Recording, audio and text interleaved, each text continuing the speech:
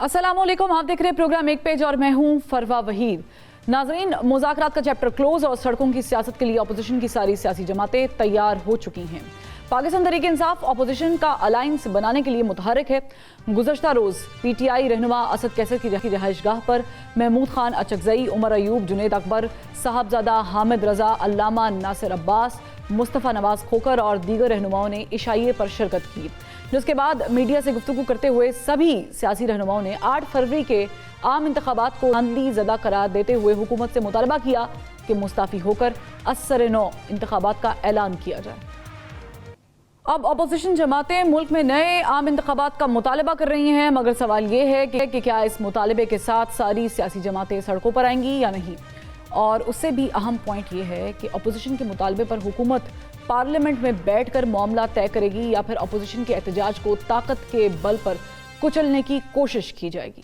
पाकिस्तान तहरीक इंसाफ के मुतालबात हुकूमत ने मुस्तरद कर दिए हैं और मुज़ाकराती कमेटी भी तहलील कर दी गई है, जबकि हुकूमती ओहदेदारान ने पाकिस्तान तहरीक इंसाफ को इस्लामाबाद में धरना देने या सड़कों पर तोड़ फोड़ की सियासत के पेश नज़र वार्निंग भी दे दी है कि अगर इस्लामाबाद आए तो 26 नवंबर की तरह रोकेंगे। अब हुकूमत और PTI सियासी अदम इस्तेहकाम का खात्मा करने और डायलॉग की सियासत के जरिए जमहूरियत को आगे बढ़ाने के लिए तैयार नज़र नहीं आते, क्योंकि डायलॉग का रास्ता बंद होने के बाद बानी पाकिस्तान तहरीक इंसाफ का आर्मी चीफ को लिखा गया ख़त भी हुकूमत और तहरीक इंसाफ के माबैन दूरियां बढ़ाने का बाइस बन चुका है। ऐसे में सवाल ये है कि पाकिस्तान तहरीक इंसाफ सारे हरबे आजमाने और कश्तियाँ जलाने के बाद क्या सड़कों पर आकर ही अपने मुतालिब मनवाने का इरादा रखती है, या फिर बैकडोर चैनल के जरिए बातचीत करके कोई ब्रेक थ्रू भी हो सकता है। इस पर बात करेंगे। हमारे साथ मौजूद हैं पाकिस्तान तहरीक इंसाफ के सीनियर रहनुमा डॉक्टर बाबर अवान साहब। बहुत शुक्रिया डॉक्टर साहब, आपने वक्त निकाला। मुझे बताइएगा कि इमरान खान साहब ने आर्मी चीफ को ख़त लिखा है, हालांकि ज़राए ये कह रहे हैं कि वो ख़त मौसूल भी नहीं हुआ और कुछ ख़ास रद्द-ए-अमल देने में दिलचस्पी भी नहीं रखते। ये ख़त क्यों लिखा गया, नौबत क्यों आई ख़त लिखने की? थैंक यू फरवा। मैं पाकिस्तान की सियासियात की तरफ जाने से पहले आज एक इस एतबार से बड़े सदमे का दिन है मेरे लिए और साबिक मशरक़ी पाकिस्तान के लोगों के लिए और पाकिस्तान के लोगों के लिए और सारी दुनिया के जो वो लोग जो अमन चाहते हैं और जो मुरव्वत का माहौल चाहते हैं, उनके लिए एक बहुत बड़ी शख्सियत करीम आगा साहब, वो जो इस्माइली स्कूल ऑफ थॉट के जो लोग हैं, हमारे दोस्त हैं, उनके जो सरबराह थे, 59th इमाम उनको कहा जाता था, वो रैलत कर गए। मैं उस पर थोड़ी सी सिर्फ बात करना चाहता हूँ। उसका एक पर्सपेक्टिव है। कायद आज़म रहमतुल्लाह अलैह ने जब पाकिस्तान बनाने की तहरीक शुरू हुई थी, उससे पहले से मशरक़ी पाकिस्तान में जब ऑल इंडिया मुस्लिम लीग बनी तो इनके दादा जो थे, he was part of that all India Muslim league. फिर जब पाकिस्तान बन गया तो इनके दादा ने, और जिस तरह नवाब बहावलपुर थे दूसरे, जिन्होंने पाकिस्तान के जो ख़जाना था वो खाली था और उसको भरने के लिए जो इनके दादा थे, उन्होंने अपने वज़न के बराबर सोना, चांदी, हीरे, जवाहरात अपनी कम्युनिटी ने उन्होंने एक तरह से सदका किया, ये एक तरह से वो दान किया। और पाकिस्तान की तहरीक में और उसके बाद भी मैंने एक इंडियन इंटरव्यूअर था, उसके साथ ये एक वॉकिंग इंटरव्यू कर रहे थे आगा साहब। इंटरव्यू वाले ने कहा जी कि लोग जो है दुनिया में मुसलमानों में बड़ी शिद्दत पसंदी आ गई जैसे कि पाकिस्तान, तो उन्होंने इतने खूबसूरत अंदाज में उसको जवाब दिया और कहा कि इस्लाम का शिद्दत पसंदी के साथ कोई ताल्लुक नहीं है। और साथ उन्होंने ये भी कहा कि पाकिस्तान में लोग बड़े मोतदिल मिजाज हैं।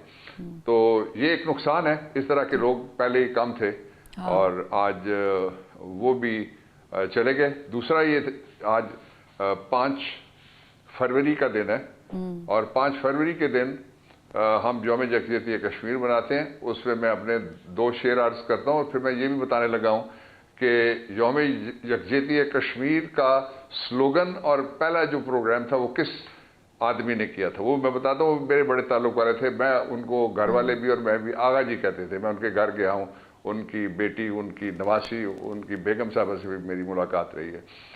तो ये जो यौम यकजहती कश्मीर है, इस पे अर्ज है कि मेरे कश्मीर ए वादी मोहतशम तुझ पे जब से पड़े गासिबों के कदम, तेरी तारीख किस्सा है जोरो सितम, वादी मेहरबां है कि जन्नत निशां, तेरे रंगीन जलवे किधर खो गए, तेरे बरबत के नगमे कहाँ सो गए, तेरे आंगन सदाए क़यामत बपा, तेरी नदियों के पानी उबलने लगे और चनारों के साए भी जलने लगे, और तेरी झील डल खूने आदम से थल।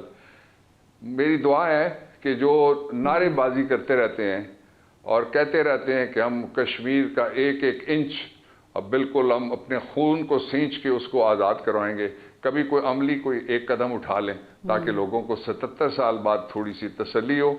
जहाँ तक ये मैनेजर्स के बारे में मैंने बात की है, कौम का जहाँ तक ताल्लुक है वो रूह से, कल्ब से, और उसी तरह जिस तरह 47-48 में मकबूजा कश्मीर के जो महकूम मुसलमान हैं, मजबूर और मखूर मुसलमान हैं, उनके साथ हम खड़े थे, आज भी उसी तरह से खड़े हैं। ठीक डॉक्टर साहब, अब आइए अपनी पॉलिटिक्स के ऊपर। जी खत लिखने का मैंने सवाल किया था कि क्या ज़रूरत पेश आई, मजबूरी क्या? देखिए, ये खत जजों को लिखते रहते हैं, खत लोग चीफ जस्टिस को लिखते रहते हैं, बिल्कुल, और खत जो है वो दो हालात में लिखे जाते हैं। एक तो होता है मोहब्बतनामा, वो दोस्ती का ज़माना, अब SMS आ गया, उसकी ज़रूरत ही कोई नहीं रही। दूसरा ये है कि जब कौमी इश्यूज़ हों तो उनके ऊपर ख़त लिखना बहुत ज़रूरी था। मसलन इमरान खान ने एक लफ्ज़ अपने मुकदमात के बारे में नहीं कहा, मसलन इमरान खान ने अपनी रिहाई के लिए एक लफ्ज़ नहीं कहा, उन्होंने नेशनल इशू एड्रेस किए हैं। उनमें से मैं सिर्फ एक इशू की तरफ, जिसकी तरफ रोज़ हमारे जवान शहीद हो रहे हैं, उन्होंने कहा है कि दुनिया की कोई भी फ़ौज उस वक्त तक कामयाब नहीं हो सकती अपने मकासद में जब तक कौम उसके साथ ना खड़ी हो। यही बात हमारा कोई पाकिस्तान की तारीख का आर्मी चीफ ऐसा नहीं, पहले से लेके आज तक जितने भी आए हैं सब हज़रात यही कहते हैं कि जब तक कौम पुश्त पे ना खड़ी हो दुनिया की कोई जंग नहीं जीती जा सकती। तो एक उन्होंने बुनियादी तौर पे एक बात ये की है। लेकिन ये खत जो लिखा है, इसकी टाइमिंग डॉक्टर साहब बड़ी इंपॉर्टेंट है। एंड जब मुज़ाकरात ख़त्म हो रहे हैं, हो गए बल्कि, तब ये खत लिखा गया। देखें, ये जो खत है इसका मुज़ाकरात के साथ कोई ताल्लुक नहीं है, इसलिए कि इसमें किसी मुज़ाकरात की बात नहीं की गई। इस खत के अंदर मैंने जैसे पहले कह दिया, रिपीट हो जाएगा, सिर्फ नेशनल इश्यूज उनको छिड़ा गया है। ये खत तो मेरा ख्याल तो ये था कि नवाज शरीफ को खत लिखना चाहिए था कि मुल्क में हालात ठीक नहीं है। पंजाब के अंदर SHO लोगों को मोटरकेड गुजारने के लिए गले से पकड़कर सड़क के ऊपर घसीट सकते हैं बुजुर्गों को। इस्लामाबाद में उनके भाई की हुकूमत है, SHO खड़े होकर कह सकता है कि जिस बच्चे ने पतंग इस्लामाबाद में उड़ाई, ये हमारा शहर है, और उस पतंग उड़ाने वाले के अब्बा को मैं चौक में सड़क के दरमियान खड़े करके जूते मारूंगा और उसका घर में डिमोलिश कर दूंगा। खत तो नवाज शरीफ का बनता था, इसलिए कि जब मुहिम चल रही थी तो कहते थे पाकिस्तान को नवाज दो। जब नवाज का वक्त आया तो उन्होंने कहा पाकिस्तान को, नवाज को जहाज दो और पाकिस्तान को शहबाज दो। 47 फॉर्म आ गया। लेकिन इसको जोड़ा इसलिए, हाँ जी जी जी जी, ये बहुत जरूरी है कि कौम के अंदर डिस्कोर्स हो, गुफ्तगू तो हो ना, एक रूट के मुंह उधर करके बैठा हुआ। लेकिन बाबर रहमान साहब, उस गुफ्तगू के लिए जितने ही कमेटी बनी थी और वो मुज़ाकरात हुए थे, क्योंकि इसको लिंक किया जा रहा है अली अमीन गंडापुर साहब के उस बयान के साथ जो वो कह रहे हैं कि हमारे अभी भी बैकडोर मुज़ाकरात चल रहे हैं। 99% हो गए थे, 80% फलां वक्त पे हुए थे 26 नवंबर वाले वाक़े पे, और वो कह रहे हैं कि अभी भी चल रहे हैं। तो बैकडोर तो आपको पता है कि मुज़ाकरात फिर किससे वो तो फरवा, वो मैंने आपके शो में कहा था बहुत पहले, कई महीने पहले मैंने आपके शो में ही कहा था, मजाक एक तरफ है और रात एक तरफ है। ठीक है। जिनके साथ मुज़ाकरात हमने करने, क्या मुज़ाकरात करने, वो तो कहते हैं हमें इक़्तिदार में ज़बरदस्ती बिठाया गया है। वो मुज़ाकरात नहीं थे, वो ब्लफ कॉल किया था इमरान खान ने, और मैं उनका पहले दिन से मैं मुखालिफ भी था कि मुज़ाकरात, इनके साथ क्या मुज़ाकरात, उनको तो हम लेजिटिमेट गवर्नमेंट ही नहीं मानते। तो फिर ये मजाक रात किए किसने किसके साथ? हुकूमत ने PTI के साथ, PTI ने गवर्नमेंट के साथ, या फिर एस्टेब्लिशमेंट ने, दोनों के साथ? चलें, ये वक्त बताएगा मेरे ख्याल में। ठीक, चले, इसे वक्त की रफ्तार बड़ी तेज है। ठीक है। लेकिन अच्छा, एक और इशू है, बनी गाला हाउस अरेस्ट की बात की गई, इस पे भी अली अमीन गंडापुर साहब ने कहा कि ऑप्शन मौजूद थी, दतिया गली वाली भी और बनी गाला वाली भी। खान साहब को बाहर जाने की भी ऑफर हुई थी। आपने एक लफ्ज़ सुना हुआ है और कौम ने भी सुना हुआ है, लास्ट मैन स्टैंडिंग। وہ جو قیدی ہیں ضمیر کے جتنے بھی ہمارے اور غائب لوگ ہیں ان میں سے last main standing Imran Khan ہے. وہ اپنے لیے کچھ نہیں مانگے گا. عمران خان کو میں جو مجھے جانتے ہیں ان کو پتا میں کتنے عرصے سے جانتا ہوں اور تعلق ہے میرا. اس لیے Imran Khan would not ask for any concession. اور وہ لوگ جو ہیں وہ اس کے پاس آپ ڈیل اور ڈھیل کے لیے جاتے ہیں. صبح 7 بجے بھی جیلوں کے دروازے کھلواتے ہیں خود. عمران کسی کے پاس نہیں گیا. وہ قومی امور پہ ایک خط کیا انہوں نے مختلف 3 خطوط لکھے ہیں. ان میں سے ایک خط جو نظام انصاف کے چیف ہیں ان کو بھی لکھا ہے. ٹھیک. تو آپ کہہ رہے ہیں کہ ان کے پاس جایا جاتا ہے, وہ کسی کے پاس نہیں جاتے, تو اٹ سیمز لائک کہ وہ شاید کچھ شرائط جو دی گئی ہیں اس پہ آمادہ نہیں ہے. But on the other hand doctor صاحب, پاکستان تحریک انصاف الائنس بنانے کی تیاری کر رہی ہے. اسد کیسر صاحب کی رہائش گاہ پر مختلف شخصیات آئی تھیں. مولانا فضل الرحمان صاحب بھی آئے تھے. ویسے تو مولانا صاحب نے آپ لوگوں کو 26ویں آئینی ترمیم کے موقع پر بھی اعتماد میں لیا تھا اور کہا تھا کہ ہم اسے یکسر مسترد کرتے ہیں. پھر انہوں نے یکسر قبول بھی لیا. اب کی بار آپ کو لگتا ہے کہ مولانا صاحب ساتھ چل پائیں گے آپ کے, اگر چلتے ہیں تو؟ دیکھیں 2 علیحدہ باتیں. پہلا امپورٹنٹ ایشو آپ نے چھیڑا ہے کہ جو ایک جوائنٹ پولیٹیکل الائنس بنانے کے لیے مذاکرات کیے جا رہے ہیں. وہ تو بہت زبردست بات ہے. جوائنٹ پولیٹیکل ایکشن بھی ہونا چاہیے. اور جو 8 فروری کا جو احتجاج ہے اس کے حوالے سے بھی مجھے امید ہے کہ دوسری پارٹیاں بھی کسی نہ کسی طریقے سے اس میں ضرور اپنی شمولیت کریں گی. بے شک وہ بیان کی صورت میں ہو اور بے شک کسی دوسری صورت میں ہو. پہلی بات. دوسرا یہ ہے کہ جب آپ کہتے ہیں نا جی مذاکرات کرو, جو میرا ووٹ چوری کر کے لے گئے ان سے میں کیوں مذاکرات کروں. میں جو باقی لوگ ہیں پاکستان میں کوئی پولیٹیکل پارٹی ایسی نہیں ہے. کچھ ریجنل ہیں, کچھ پروونشل ہیں, کچھ ریلیجس ہیں, اور ایک پاکستان تحریک انصاف نیشنل پارٹی ہے, اور باقی ان کو آپ کہہ سکتے ہیں کہ چھوٹی پارٹی ہیں. جو ووٹنگ جس طرح سے پیٹرن 14 دیکھ لیں آپ, 18 دیکھ لیں آپ, 23 دیکھ لیں, آپ کو یہی ملے گا. اچھا, ان حالات میں جو ریجنل پارٹیاں ہیں یا جو لنگوسٹک پالیٹکس یا ریجنل پالیٹکس کرتے ہیں وہ بھی امپورٹنٹ لوگ ہیں, اس لیے کہ ان کے پاس بندے ہیں. یہ تو اس طرح کا انتظام ہے پاکستان میں کہ ووٹ آپ جدھر مرضی ڈالیں. 1947 کے بعد جو پہلا الیکشن ہوا اور جو آخری الیکشن ہوا ہے, جو ضمنی بھی ہو رہے ہیں 2025-24 کے بھی, ان میں بھی یہی ہے کہ ووٹ ڈالتا ہے کوئی ادھر اور گنتی اس کی ادھر ہو جاتی ہے. یعنی ووٹ ڈالنے والے ہار جاتے ہیں, ووٹ گننے والے جیت جاتے ہیں, اور ووٹ چھیننے والے جو ہیں وہ زیادہ جیت جاتے ہیں. اچھا, اس صورتحال میں بہت ضروری ہے کہ جو لوگ 2 کام کرنا چاہتے ہیں, ایک تو یہ کہ پاکستان کسی طریقے سے واپس استحکام کی طرف آئے. وہ استحکام والی کمیٹیاں بھی ساری ضائع ہو گئی. استحکام والے پیسے ہم نے خرچ کیے تھے وہ بھی ضائع ہو گئے. اور ٹیڈی پیسے کے حساب سے جو زمینیں بھی ہم لوگوں کو دے رہے ہیں, کسی نے ایک ٹیڈی پیسہ, یہ جو ہمارے برادران ہیں ہمیں کھجور اور خیمہ بھیجنے والے, وہ نہیں بھیج سکتے, اس لیے کہ ان کے اپنے ایشوز ہیں. ان کے ریجن میں ٹرمپ کے ریسنٹ آپ جو ڈیولپمنٹس ہو رہی ہیں, جو وہ بیانات دے رہے ہیں, دیکھ لیں تو وہ تو گردن تک ان کی اپنی سچویشن ایسی ہے کہ ان کو اس میں سے نکلنا ہے اور اس میں سے راستہ نکالنا ہے جس میں ان کے ملک بھی بچیں, ان کی حکومتیں بھی بچیں, اور فلسطین کی سرزمین بھی فلسطینیوں کے لیے بچے. اس لیے ان کے ایشوز ہی اور ہو گئے. دوسرا تھا پاکستان کی جو اہمیت تھی گلوبل, وہ یہ تھی کہ ایک امریکہ تھا, اس کے ساتھ سعودی عرب اور UAE اور پاکستان, یہ ایک الائنس ہوا کرتا تھا ٹریڈیشنل, بڑے عرصے تک ہی چلا, اشروں تک چلتا رہا. پھر یہ ہوا, وہ کہتے ہیں نا, پھر یوں ہوا کہ ہم پہ ایک دیوار آ گری, یہ دیکھ نہ سکے پسے دیوار کون تھا. یہاں تو پسے دیوار بھی نظر آ رہے ہیں. جب ہمارے اوپر, قوم کے اوپر دیوار گرائی گئی, اس کے بعد یہ ہوا کہ انڈیا ایک اسٹریٹجک پارٹنر ہے. اس سے آنکھیں آپ کیسے بند کر سکتے, اس پہ گفتگو ہی نہیں ہوتی. یہ لوگوں کے لیے ایشو ہی نہیں رہا. لوگوں کے لیے ایشو یہ ہے کہ پتنگ جس نے چلائی اس کے ابا کو چوک میں جوتے مارے جائیں گے اور اس کا گھر گرا دیا جائے گا. اپنے بنیادی مسائل پہلے حل کرتے, لیکن پولیٹیکل ایشوز بڑے ایشوز بن گئے ہیں.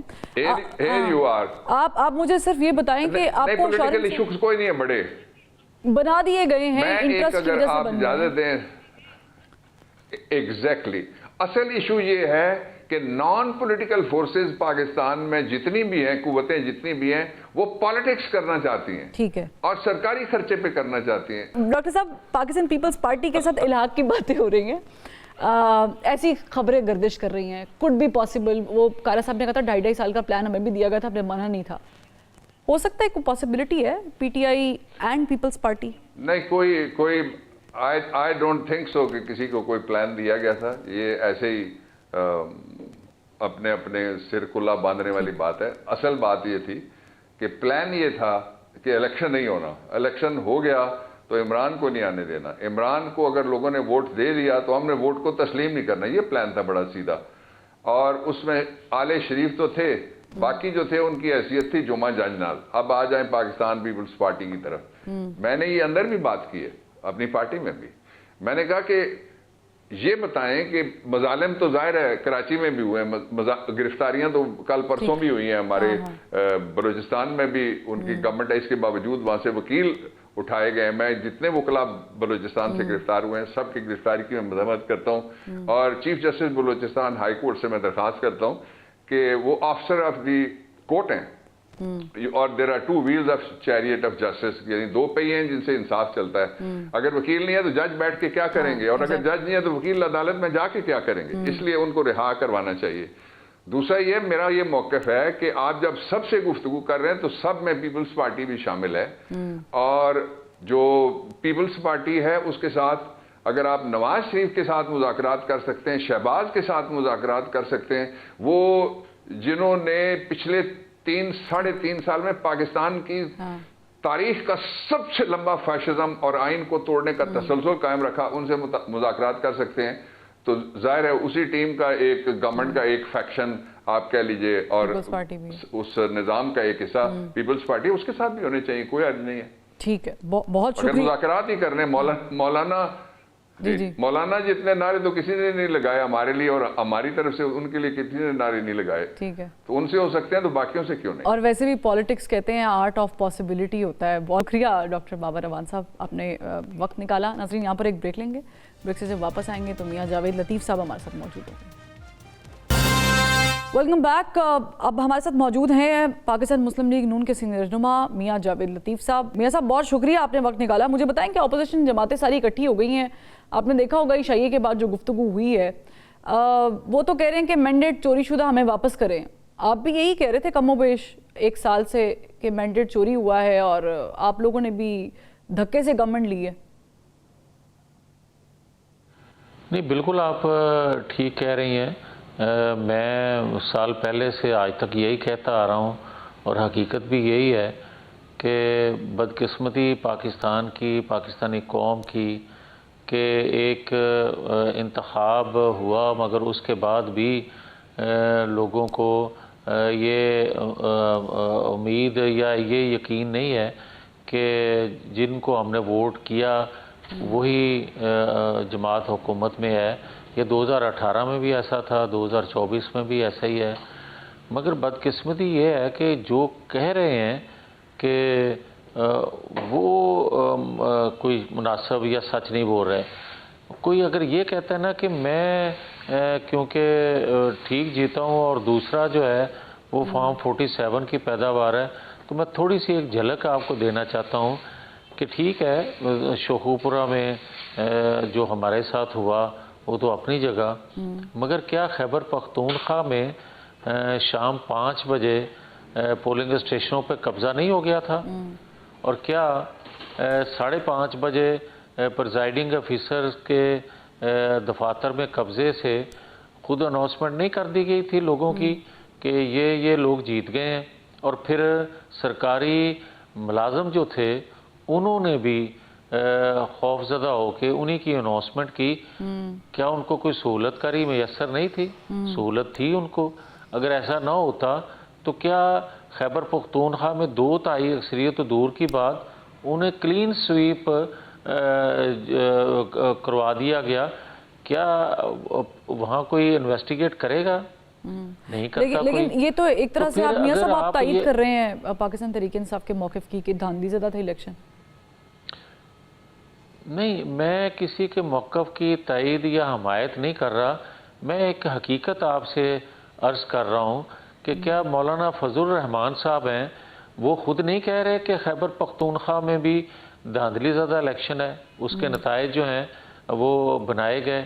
اور کیا جو پی ٹی آئی کے اپنے لوگ ہیں وہ کیا یہ نہیں کہہ رہے کہ 35-40 MNAs جو ہیں ہمارے وہ ان کے ساتھ مل کے تو ان کو جتوایا گیا یا ان کو فارم 47 دے دیا گیا؟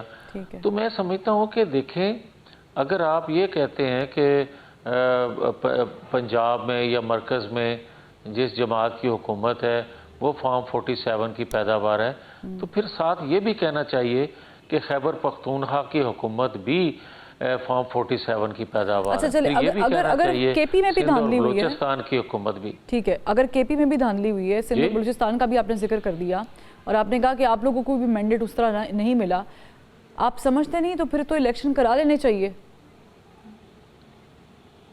مگر فروا مجھے یہ بتائیں کہ کیا یقین آپ کو ہے یا کوئی یقین سے کہہ سکے گا کہ آئندہ آنے والے انتخابات جو ہیں وہ منصفانہ ہوں گے؟ کیا یہ سلسلہ 2018 سے جو چلا ہے وہ جو تھمنے کا نام نہیں لے رہا؟ تو پہلے تو یہ دیکھنے والی بات ہے کہ آئندہ جو انتخابات ہیں وہ ان کو یقینی بنایا جائے کہ وہ منصفانہ ہوں. اور بدقسمتی سے پاکستان کے اندر 75 سالوں میں کبھی یہ وقت تھا کہ سویلین بالادستی تھی، اس کے بعد ایک پورشن نیشنل اسٹیبلشمنٹ کے پاس تھا اور اس سے کم پورشن جو تھا انٹرنیشنل اسٹیبلشمنٹ جو مداخلت کرتی تھی پالیسیوں میں پاکستان کے اندر. جب سے پاکستان معاشی طور پہ کمزور ہوا ہے، جب سے مالیاتی ادارے طاقتور ہو گئے ہیں تو پاکستان جیسے ممالک میں عالمی قوتوں کا دباؤ بڑھ گیا ہے، مداخلت بڑھ گئی ہے. تو یہ اس کے دباؤ بعد اتنا اسٹرانگ ہے نیشنل اسٹیبلشمنٹ اور اس کے پاکستانی تھنک ٹینکس بھی مجبور ہو گئے، گورنمنٹ بھی مجبور ہو گئی، اسٹیبلشمنٹ بھی مجبور ہو گئی بیٹھنے کے لیے ایک ساتھ. نہیں دیکھیں مجبور تو ہم اس وقت ہو گئے تھے جب آپ نے مالیاتی اداروں سے اپنا تعلق توڑا. آپ نے وہ کمٹمنٹس توڑی جب 2018 میں اس شخص کو بٹھایا گیا اور وہ انتہا کو پہنچ گئیں جب آپ نے کہا کہ میری حکومت کو گرایا گیا، جب آپ نے الزامات لگانے شروع کیے اور خود 3.5 سال آپ نے سی پیک بند رکھا، جب آپ نے خود جا کے بطور پرائم منسٹر سپر پاور کے ہاں کہا کہ القاعدہ کو ٹریننگ تربیت ہم دیتے رہے ہیں، پھر جب آپ نے خود اعتراف جا کے کیا، غلط صحیح کیا، ایران میں جا کر کہا کہ ہماری سرزمین آپ کے خلاف استعمال ہوتی رہی، پھر آپ نے بطور پرائم منسٹر جب اسمبلی میں کھڑے ہو کر یہ کہا کہ ہمارے پاکستانیوں کو مہنگے ڈالروں کے عوض فوج نے بیچا سپر پاور کے پاس. اس وقت کوئی نوٹس لیا جانا چاہیے تھا مگر کسی نے نہیں لیا. چلے اس وقت تو نہیں لیا، لیکن جاوید لطیف صاحب اگر یہ ساری باتیں جو آپ کر رہے ہیں اور یہ آن ریکارڈ بھی ہیں تو پھر تو ان کو بیٹھنا نہیں چاہیے تھا نون لیگ کی حکومت کو. وزیر اعظم شہباز شریف اتنے تو اسٹرانگ ہوتے کہ وہ کہتے کہ نہیں بھائی ہم نے نہیں بیٹھنا. یہ بات پہلے بھی میں کہتا آیا ہوں، آج پھر دہرا دیتا ہوں کہ ان کے ساتھ جنہوں نے ادارے کے اندر بغاوت پہ اکسایا، جنہوں نے سی پیک بند رکھا، جنہوں نے سفارتی پالیسی پاکستان کے مفاد میں نہیں ان قوتوں کے مفاد میں بنائی، جنہوں نے اس کو لانچ کیا تھا، جو میں نے باتیں کہیں اس کے حوالے سے، جو کشمیر کے حوالے سے کہا، وہ سب کچھ ہونے کے بعد حکومت وقت کو چاہیے تھا کہ ایسے شخص کے یا ایسے لوگوں کے ساتھ نہیں بیٹھنا چاہیے تھا جن کو ہم کہتے ہیں کہ انہوں نے دہشت گردی پاکستان کے اندر کی ہے. کیا مجبوری تھی یہ قوم کو پھر بتائیں. یہ آپ بتائیں نا کہ کیا مجبوری تھی شہباز شریف صاحب کی. ترجمان بھی بتائیں. میں وہی تو فروا ایک سیکنڈ میں وہی تو کہہ رہا ہوں نا کہ میرا گلہ ہے کہ اداروں کے ترجمان بھی جو ہیں ان کو بھی بتانا چاہیے، حکومت وقت کے ترجمان کو بھی بتانا چاہیے کہ اس سے مذاکرات کرنے کے لیے کیا مجبوری تھی اور کون سا کہاں سے دباؤ آیا تھا. اچھا بتانا چاہیے. ٹھیک تو لیکن دباؤ تھا. ہاں لیکن دباؤ تھا، آپ کہہ رہے ہیں دباؤ تھا. پر اس میں ایک باریک پوائنٹ یہ ہے جاوید لطیف صاحب کہ اگر دباؤ تھا، کوشش بھی کی گئی، مذاکرات نہیں کامیاب ہو سکے، اب پاکستان تحریک انصاف سڑکوں پہ آنے کی، جلسے کرنے کی بات کر رہی ہے اور آپ مانیں یا نہ مانیں پاپولیرٹی ہے اس جماعت کی، پاپولر بھی ہے. کیا وجہ ہے کہ آپ لوگ ان کی پاپولیرٹی کم تو دور کی بات ہے اپنی زیادہ نہیں کر پائے؟ बतौर जमात? देखिए फरवा, दो चीज़ें हैं जिनका हमें इतराफ़ करना चाहिए। हमारे अदारों के अंदर बैठे कुछ लोगों की गलत पॉलिसियों की वजह से आइन कानून से मावरा होके जो कुछ उन्होंने किया, ख़ास तौर पर मैं माजी करीब की बात करता हूँ, general Faiz, general Bajwa, justice Saqib Nisar, justice Bandial, इन सब ने जो कुछ मिल के किया इमरान खान के साथ जब एक पेज था, तो पाकिस्तानी कौम के अंदर जो पहले से भी तहफ़्फ़ुज़ात थे, जो पहले से भी इंसाफ से महरूम थे, या जिनके अंदर पहले से भी शिकायत मौजूद थी, जिनको हम भी उजागर करते थे कि ये आइन से मावरा कदम उठाए गए और लोग हमारी बात पे न सिर्फ यकीन करते थे बल्कि बाहर निकलते थे। और फिर आज आप देखें कि वही सिलसिला आज तक जारी है और ये पॉपुलैरिटी जो है इसकी लोगों को इस बात से गर्ज नहीं है कि कौन बात कर रहा है, लोगों को ये गर्ज है कि बात कही क्या जा रही है। इसलिए ये मैं कहता हूँ कि अदारों के तर्जमान हकायक इसके बताएं, लोगों को बताएं कि इसको लॉन्च किसने किया, एक पेज पे कौन लेके आए थे। लेकिन जावेद लतीफ़ साहब, आप लोगों ने जब हुकूमत ली है, नवाज शरीफ को सजा दिलवाई गई, फैज़ हमीद को तो चार्जशीट कर दिया गया है, जनरल बाजवा को तो नाम भी नहीं है, तो हुकूमत तो देखिए मैं फरवा वही तो बात करता हूँ ना, तो क्यों है आप लोगों का बयानिया डैमेज हो रहा है ना, आप लोगों का 5 का टोला का बयानिया डैमेज हो गया। नवाज शरीफ साहब खामोश है 1 साल से, वो कुछ नहीं, मैं वही मैं वही तो कह रहा हूँ ना कि फरवा ये पाकिस्तान पर जुल्म है, रियासत पे जुल्म है कि आप हकायक ना बता के उसको पॉपुलर बना रहे हैं। आप समझते हैं कि किसी को सजा दी जा रही है, किसी को छुपाया जा रहा है, बचाया जा रहा है? जावेद लतीफ़ साहब, आप समझते हैं किसी को सजा दी गई, किसी को बचाया गया?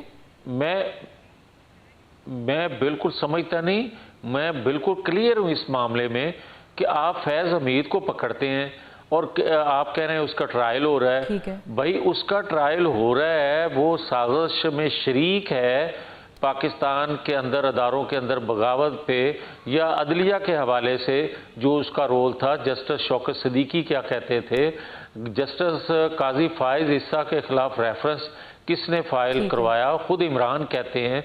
तो मैं ये कहता हूँ कि आप एक बंदे को ही मुर्दे इल्ज़ाम ठहराते हैं कि सिर्फ जनरल फैज़ हमीद ही कसूरवार थे इस सारी मनसूबाबंदी में। जो बाकी लोग थे, जो बेनिफिशरी थे, जो किरदार थे, उनके खिलाफ क्यों नहीं एक्शन लिया जाता? यानी आपने नाम तो नहीं लिया, लेकिन मैं पूछ लेती हूँ आपसे, आप हाँ या नाम में करते हैं। आप जनरल बाजवा की बात कर रहे हैं कि उनका क्यों नहीं एहतसाब हुआ? देखें, बात ये नहीं है कि जो आप नाम ले रहे हैं खाली एक नाम से गुजारा नहीं होगा।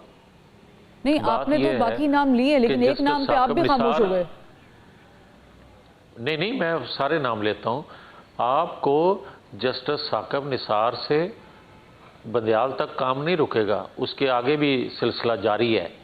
आपको जनरल फैज़ हमीद नहीं, जनरल बाजवा का भी करना होगा। आपको जनरल बाजवा ही खाली नहीं, जनरल फैज़ हमीद की बाक़ियात जिन्होंने 8 फरवरी 2024 के फैज़ याब हुए थे, जो लोग, उन्होंने नताइज बदले। जो मैंने बात की थी खैबर पख्तूनख्वा के 5 बजे पोलिंग स्टेशनों पे कब्ज़ा हो गया। भाई मुझे ये बताएं, पाकिस्तान के किसी और जगह पे आप इस तरह कब्ज़ा करके दिखाएं, ठीक, तो क्या अदारे हरकत में नहीं आएंगे? जावेद लतीफ़ साहब, बहुत शुक्रिया, आपने अपनी कीमती राय दी। नाज़रीन, यहाँ पर एक ब्रेक लेते हैं, ब्रेक से जब वापस आएंगे तो फिर आज 5 फरवरी है, यौम यकजहती कश्मीर मनाया जा रहा है, इस पर डिस्कशन करेंगे एक ब्रेक के बाद। वेलकम बैक नाज़रीन। 1948 में भारत ने मकबूजा कश्मीर में अपनी फौजें घुसाकर जो जुल्म और सितम की बुनियाद रखी थी, वो आज भी जारी है। 5 अगस्त 2019 को आर्टिकल 370 के खात्मे के बाद भारत ने गोया मकबूजा कश्मीर का स्टेटस ही खत्म कर दिया। गयूर कश्मीरी मुजाहिदीन आज़ादी की शमा हाथ में लिए आज भी भारत के गासिबाना कब्जे से जान छुड़ाने के लिए आज़ादी का नारा बुलंद कर रहे हैं। गुज़श्ता 7 दहाइयों में भारत ने बच्चों, ख़वातीन और बुजुर्गों समेत हज़ारों नौजवानों को शहीद कर दिया।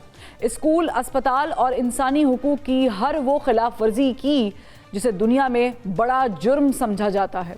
और अफसोसनाक बात यह है कि अक़वाम मुत्तहिदा की करारदादों के बावजूद भारत ने मकबूजा कश्मीर में हक़ खुद इरादियत के लिए आज तक रेफरेंडम कराने की ज़हमत तक नहीं की। 5 फरवरी को मकबूजा कश्मीर की यकजहती के लिए दुनिया भर में आवाज़ बुलंद की जाती है और ये यौम यकजहती कश्मीर एक दिन ही नहीं बल्कि एक अहद व वफ़ा है जो पाकिस्तानी अवाम ने कश्मीरियों के साथ कर रखा है। पाकिस्तानी अवाम की इस वफ़ा और मोहब्बत के बदले मकबूजा कश्मीर के बासियों ने अपनी गलियों और चौराहों पर इजहार तशक्कुर के पोस्टर्स लगा दिए हैं जिस पर वज़ीर आज़म पाकिस्तान मियां मोहम्मद शहबाज शरीफ और army chief general Asim Munir की तस्वीर आवेज़ा हैं। मकबूजा कश्मीर कुराए अर्ज़ का वो वाहिद ख़ित्ता है जहाँ महज चंद हज़ार मुरब्बा मील इलाके में 8 लाख से ज़ायद भारतीय फ़ौज काबिज़ है, तैनात है और ये दुनिया की सबसे बड़ी इंसानी जेल बन चुकी है।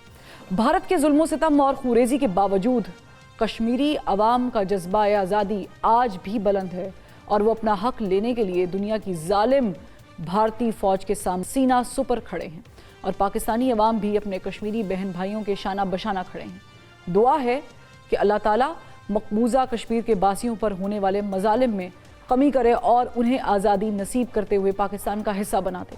आज 5 फरवरी यौम यकजहती कश्मीर के हवाले से बात करेंगे। हमारे साथ मौजूद हैं साबिक सदर आज़ाद कश्मीर सरदार मसूद खान साहब। बहुत शुक्रिया सरदार साहब, आपने वक्त निकाला। मुझे बताइएगा कि मसला कश्मीर आज तक हल नहीं हो पाया और भारत ने वहाँ पर यकीनी तौर पे बहुत ज़्यादा जुल्म भी किए, बर्बरीत भी की और खूरेज़ी भी अब तक जारी है। आप समझते हैं कि मसला कश्मीर जो है वो हल किया जा सकता है या पाकिस्तान एक मरतबा फिर उसी जोश व जज्बे के साथ जो हम 70 सालों से लिए हुए हैं अपने सीनों में, इसे एक बार फिर आज़ाद कराने के लिए भारत से आवाज़ बुलंद कर सकता है? पाकिस्तान में, आज़ाद कश्मीर में, मखूज़ जम्मू कश्मीर में और दुनिया भर में जहाँ भी पाकिस्तानी और कश्मीरी आबाद हैं, ये दिन मनाया जा रहा है। हम कश्मीर के मसले से, उसके जो कश्मीरियों के हक़ खुद इरादियत से कभी दस्तबरदार नहीं हो सकते हैं। और जो आपका सवाल कि क्या हमें वही जोश व खरोश का मुजाहरा करना चाहिए जो हमेशा है, तो मैं समझता हूँ कि चूँकि हमारा ये कॉज जो है ये मुनसिफाना बुनियादों के ऊपर है और हम बैनुल-अक़वामी क़ानून से कश्मीरियों के हुकूक मांग रहे हैं जिनकी गारंटी अक़वाम मुत्तहिदा की करारदादों ने भी दी थी, तो लिहाजा हमें कायम रहना चाहिए अपने मौक़िफ़ पे। साहब, बहुत से लोग जो हैं वो कश्मीर कमेटी के चेयरमैन भी रहे हैं, सियासी जमातों का भी इस पे एक मौक़िफ़ है, लेकिन हम मसला कश्मीर को हाईलाइट अभी तक उस तरीके से क्यों नहीं कर पाए? भुट्टो साहब ने उसको हाईलाइट किया और मुख्तलिफ अदवार में वज़ीर आज़म, हमारे वज़ीर आज़म जब भी ख़िताब करते हैं हाईलाइट करते हैं, लेकिन ये इतना अहम इशू है, निगलेक्टेड क्यों है? मेरा ख़्याल है कि तमाम सियासी जमातों की ये ज़िम्मेदारी बनती है, बल्कि पाकिस्तान के अवाम की ज़िम्मेदारी बनती है कि मसला कश्मीर को उसी तरीके से न सिर्फ पाकिस्तान आज़ाद कश्मीर में उठाते रहें बल्कि दुनिया भर के ऐवानों के सामने इसे पेश करें कि ये मुकदमा कश्मीरियों के हुकूक का है, ये आवाज़ है जुल्म इस्तबदाद के ख़िलाफ़ जो कश्मीरियों के ऊपर ढाया जा रहा है। तो इसलिए यह है कि इसमें कोई किसी किस्म की लचक नहीं आनी चाहिए और कोई किसी किस्म की इसमें कमज़ोरी की झलक नहीं आनी चाहिए। आप समझते हैं कि दुनिया में बड़ी बड़ी जंगों का जो हल है वो टेबल टॉक से हो जाता है, हमने देखा भी है। क्या भारत के साथ एक पीस टॉक हो सकती है पाकिस्तान की? अभी हालांकि हम हालत जंग में नहीं है, लेकिन फिर भी क्या आप समझते हैं कि हमारे हालात उतने अच्छे नहीं है, लेकिन इस पर बात हो सकती है? मैं ये कहूँगा कि पाकिस्तान तो हमेशा से आमादा रहा है और कश्मीरी भी आमादा रहे, और पाकिस्तान और कश्मीरियों को जो सज़ा दी जाती है या हिंदुस्तान की तरफ से शदीद रद्द अमल आता है, वो इसी वजह से आता है कि हम कहते हैं कि बयानबाजी के बजाय या उसके अलावा जो है जंग व जदल के बजाय हम मुज़ाकरात की टेबल पे बैठें। सही। अच्छा, इसका हल क्या है? आपको क्या मुस्तकिल हल नज़र आता है? हमारी जद्दोजहद, हमारी तहरीक जो है इस दिन तक महदूद नहीं होनी चाहिए, सारा साल जारी रहनी चाहिए और सिर्फ पाकिस्तान और आज़ाद कश्मीर में नहीं होनी चाहिए, सारी दुनिया में होनी चाहिए, क्योंकि जो मखूज़ा जम्मू कश्मीर के लोग हैं वो महबूस और मुक़य्यद हैं, وہ اپنی آواز دنیا کے ایوانوں تک نہیں پہنچا سکتے، پاکستان پہنچا سکتا ہے، آزاد کشمیر کے لوگ پہنچا سکتے ہیں۔ دوسرا آپ نے سوال یہ کیا کہ کیا یہ مسئلہ حل ہو سکتا ہے؟ جب تک یہ مسئلہ حل نہیں ہوتا اس وقت جدوجہد جاری رہنی چاہیے۔ اس کی وجہ یہ ہے کہ تاریخ گواہ ہے کہ جب اس قسم کے حقوق سلب کیے جاتے ہیں اور کسی قوم کو کے اوپر ظلم کیا جاتا ہے، وہ نوآبادیت کے ذریعے ہو، وہ کسی غیر ملکی تسلط کے ذریعے ہو، یا کسی بھی طریقے سے جو ہے نسل کشی کی جائے یا لوگوں کو جو ہے آبادیوں کا تناسب تبدیل کیا جائے، تو وہ قومیں ہمیشہ اپنے مطالبے کو جاری رکھیں گی۔ اور ٹھیک ہے 77 سال تک یہ مسئلہ حل نہیں ہو سکا، لیکن کشمیریوں کا موقف صحیح تھا اور وہ حق بجانب تھے کہ اس مقدمے کو آگے بڑھاتے رہیں۔ تو میں یہ کہوں گا کہ اس میں اس وقت جو ہے آپ کو پیغام دینا چاہیے، آپ کا بھی چینل ایک اہم چینل ہے، اسے یہ پیغام دینا چاہیے کہ مایوسی کی ضرورت نہیں ہے، اور کسی قسم کی اس میں جو ہے جو لوگ یہ کہتے ہیں کہ ہندوستان کی جو بڑھتی ہوئی قد کاٹ سے یا اس کی معاشی ترقی سے متاثر ہو کے یا جو اس نے غیر قانونی اقدامات کیے ہیں ان کو حرف آخر سمجھ کے آپ کشمیر سے دستبردار ہو جائیں، تو اس قسم کی ذہنیت جو ہے اس کو فروغ نہیں ملنا چاہیے، کیونکہ یہی ہندوستان کی مرضی ہے۔ لیکن جو نقطہ آپ نے اٹھایا تھوڑی دیر پہلے، میں سمجھتا ہوں کہ پورے پاکستان کے لوگ اور قیادت اور سیاسی جماعتیں اس حق میں ہیں کہ ہندوستان کے ساتھ بامانی اور نتیجہ خیز مذاکرات ہونے چاہیے، تاکہ مسئلہ کشمیر کو اس کے تاریخی پس منظر میں اس کے قانونی تقاضوں کے مطابق حل۔ ٹھیک، بہت شکریہ سردار مسعود خان صاحب، آپ نے وقت نکالا۔ اور وہ امیر خسرو نے کشمیر کے بارے میں کہا تھا اگر فردوس بر روئے زمیں است ہمی است ہمی است ہمی است، اور افسوس کی بات یہ ہے کہ اس جنت کے ایک ٹکڑے مقبوضہ کشمیر پر ظلم و بربریت کا سلسلہ آج بھی جاری ہے، لیکن پاکستان رکے گا نہیں، اپنے بھائیوں کے ساتھ یک آواز ہو کر آزادی کے بارے میں نعرے بلند کیے جائیں گے۔ اجازت دیجیے، کل پھر ملاقات ہوگی، اللہ حافظ۔